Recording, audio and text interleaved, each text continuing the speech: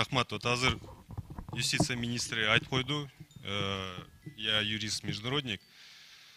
В Организации договора коллективной безопасности все решения принимаются на основе консенсуса.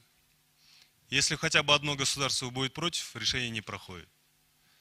Все договора, которые в соответствии с Конституцией необходимо проводить ратификацию, проходят соответствующую ратификацию через парламент. В нашей стране через Джоркинеш. В другой стране может это быть парламент, либо еще кто-то. У нас это прошло через Джоркинеш, Кыргызской республики. Поэтому при принятии решения по отправке вооруженных сил, решение принимает Джоркинеш в данной ситуации. Правильно? Теперь отсылка на статью 5. Еще раз повторяю. Здесь четко написано. В случае возникновения...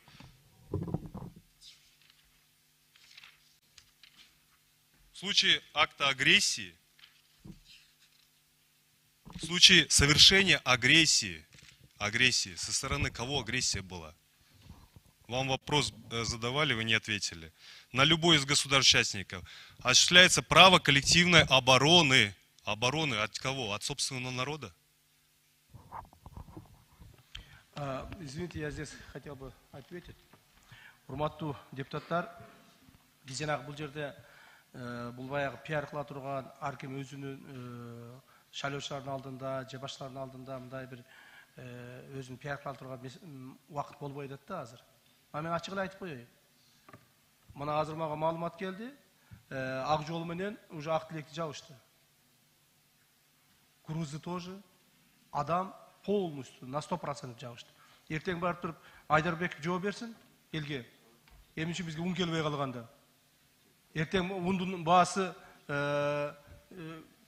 bir kavun 10 mingге чыйып кеткенде, 1 литр бензин 100 сомго чыйып кеткенде, бул жерде мамлекетте ойлошубуз керекти. Биз эмне көчөдө жүргөн эле бир адамдар эмеспиз да, бул жерге келип алып силердин алдыңардан суранып, жалынып, жалбарып эле өзүбүз үчүн чечип аткан жокпуз. Силер үчүн чечип атабыз. Мамлекетибиз үчүн чечип атабыз. Коомубуз үчүн чечкенге аракет кылып атабыз. Силер, урматтуу депутаттар, коомдун жаңы шайланып келген депутаттары катары жоопкерчилик алганга тоже алыш керек жоопкерчиликти. Эртең Нуржигит Кадырбеков жооп бербейт да. Ал отурат ошо бир креслосунда. Мен адамдардын канынан корком деп коет.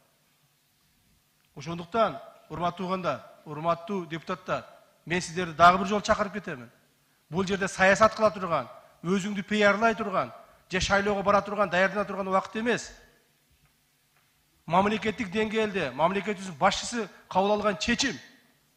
Мамлекетибиздин башчысы Садыр Кожоев чечимди кабыл алды. Тигил башка мамлекеттердин башчылары менен чогуу түнкү саат 2-де чечим кабыл алынды.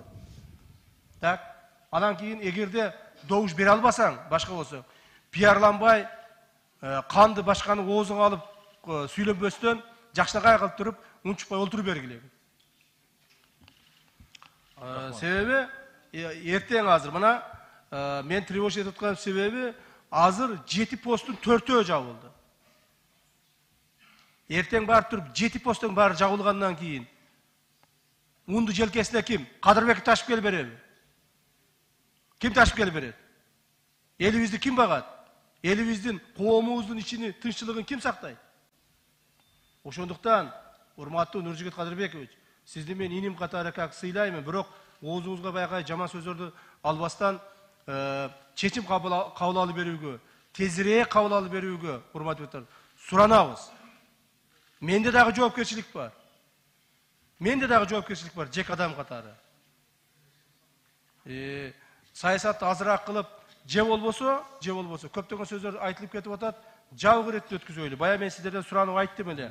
Регламенттин канчанчы статьясы эле? 36 статьясы негизинде, 36 статьясы 1-пункт негизинде. Моунда эл аралык келишимдер, аскердик маанидеги маселелер жабык артында каралат деп. Урматтуу депутаттар, ушул маселени же болбосо жабык артында чечип бериңиздер.